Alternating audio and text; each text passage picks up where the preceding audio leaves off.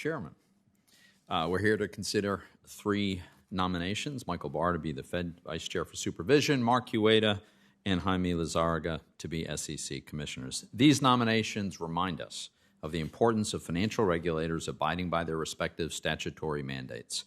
This principle really should be nonpartisan.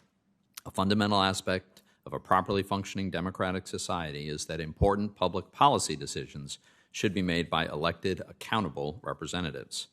Otherwise, what's the point of the elections? Unfortunately, I'm deeply concerned that financial regulators, including the Fed and the SEC, are increasingly straying into contentious political issues wholly unrelated to their mandates and expertise. These include issues like what to do about global warming, social justice, even education policy. Now, no doubt these are important issues, but they're wholly unrelated to the limited statutory mandates and expertise of financial regulators. The Fed, for instance, has been weighing in on every one of those contentious issues. Some intend to use the Fed's expected climate scenario analysis to steer capital away from carbon-intensive industries. All 12 of the reserve banks have sponsored a Racism in the Economy series where invited speakers advocated for particularly politically controversial ideas, including race-based reparations and defunding the police. And the Minneapolis Fed has been actively lobbying to change Minnesota's constitution on the issue of K-12 education. Does anyone really think these activities are within the Fed's statutory mandates? Of course not. In February, we held a hearing to consider Sarah Raskin's nomination to be the Fed Vice Chair for Supervision. At that hearing, I cautioned that the hearing was not just about vetting Ms. Raskin. I noted that it was a referendum on the independence of the Fed in the face of pressure from some on the left who wanted to use the central bank to allocate capital to address global warming. Addressing contentious issues like global warming require political decisions that involve trade-offs. Trade-offs like how expensive should credit be for oil drillers in order to make gas more scarce and costlier for motorists. And if we limit domestic oil and gas production, causing energy prices to rise and consumers to pay more, how much more is appropriate? In a democratic society, those trade-offs must be made by elected representatives who are accountable to the American people, not unelected central bankers. Ms. Raskin's prior advocacy that unelected financial regulators should use their powers to address global warming led to the Senate's bipartisan rejection of her nomination.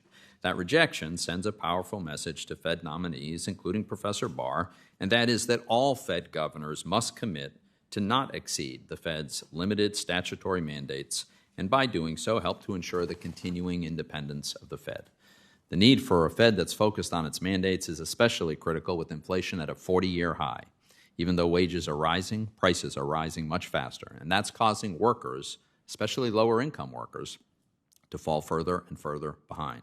I hope that Professor Barr will acknowledge today that inflation is severe and commit to doing whatever it takes to bring inflation back down. Professor Barr certainly has an impressive background and relevant experience to serve as the Fed Vice Chair of Supervision. However, some of his previous work raises some concerns and questions about his views on financial regulation. Professor Barr strongly opposed the bipartisan S-2155 bill that Senators Tester and Warner helped to craft, which really enacted modest and sensible reforms to Dodd-Frank. He also argued that climate change presents severe long-term risks to the economy and financial stability that must be urgently addressed today. As I've discussed, there is no systemic risk to the banking system posed by the gradual changes in the Earth's average temperature. I'll be interested in hearing Professor Barr describe the actions he believes the Fed should take to address these supposed risks. Keeping financial regulators apolitical and independent is as important now as it has ever been. To my Democratic colleagues who favor using financial regulators to address contentious political issues, I ask, how would you feel about a future Republican administration under the pretense of financial stability risk, using the Fed to allocate capital toward maybe increased defense spending or financing a border wall or offshore oil development? Once the precedent is set, the potential for further abuse by both political parties is limitless. Now, in addition to Professor Barr, today we'll also hear from two nominees for the SEC. Mr. Lizarraga has worked on financial services issues on Capitol Hill for many, many years. I commend him for his long-standing commitment to public service. And in a few moments, I will introduce Mr. Ueda, who is exceptionally well qualified to serve as an SEC commissioner. I look forward to hearing from all three of our nominees. Thank you, Senator Toomey. We will now have the introductions of today's nominees. First, Speaker Pelosi, it is an honor to have you in front of the Senate Banking Committee, and you may introduce Mr. Lizarraga here today.